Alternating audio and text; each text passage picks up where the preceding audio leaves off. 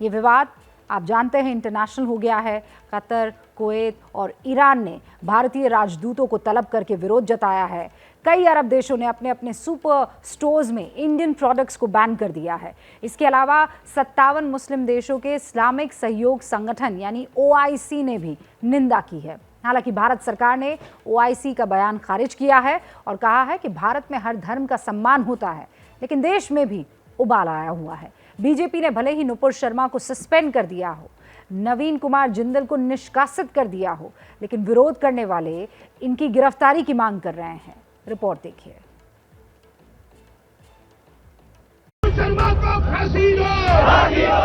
कार्रवाई होने के बाद भी मामला शांत नहीं हुआ है। ये मुंबई के भिंडी बाजार की तस्वीरें हैं, जहां नुपुर शर्मा के खिलाफ प्रदर्शन हो रहा है। अब मांग की जा रही है कि सिर्फ निलंबन ही काफी नहीं है, गिरफ्तारी होनी चाहिए। नुपुर शर्मा ने जो नेशनल टीवी पर बैठकर जिस तरह के जिस अंदाज में हमारे नबी की शान में यानी हमारी जान की शान में, हमारे ईमान की शान में जो गुस्ताखी की और हमारी माँ की शान में जो गुस्ताखी की है, वो उससे पूरा हिंदुस्तान ही नहीं बल्कि पूरे दुनिया के मुसलमानों का दिल जख्मी है।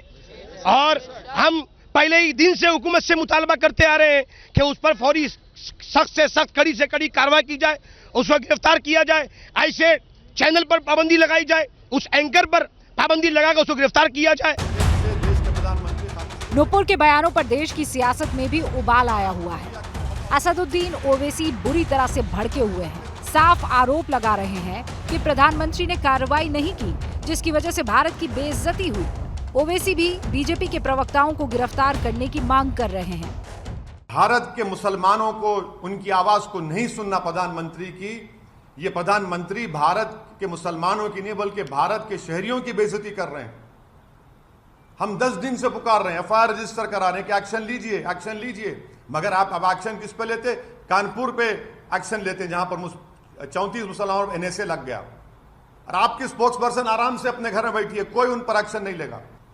हम ये डिमांड करते हैं कि सिर्फ सस्पेंशन नहीं बल्कि उस नेशनल स्पोक्स पर्सन को इमीडिएटली अरेस्ट किया जाना चाहिए।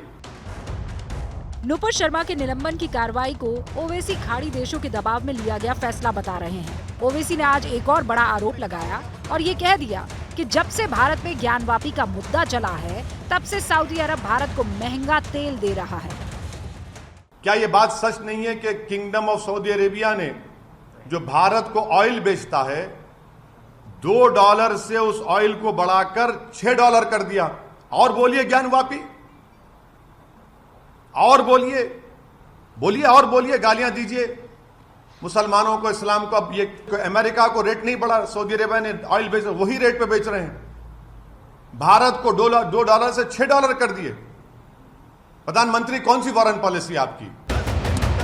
ओवैसी के इस दावे में कितना दम है पता नहीं, लेकिन फिलहाल बीजेपी के प्रवक्ताओं को गिरफ्तार करने का दबाव जरूर बना हुआ है।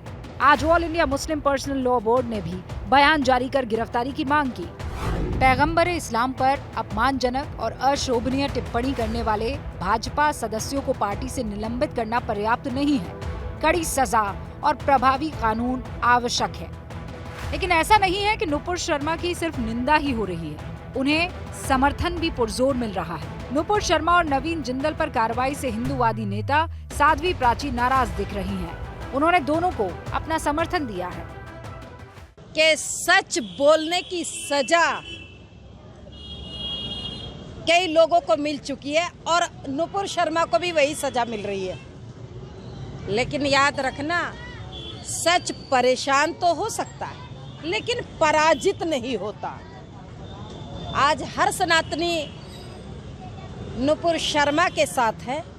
मैं भी नुपुर शर्मा और भाई नवीन जिंदल के साथ हूँ और सरकार से कहना चाहती हूँ, हिम्मत है तो जरा ओवैसी को गिरफ्तार करके दिखाओ।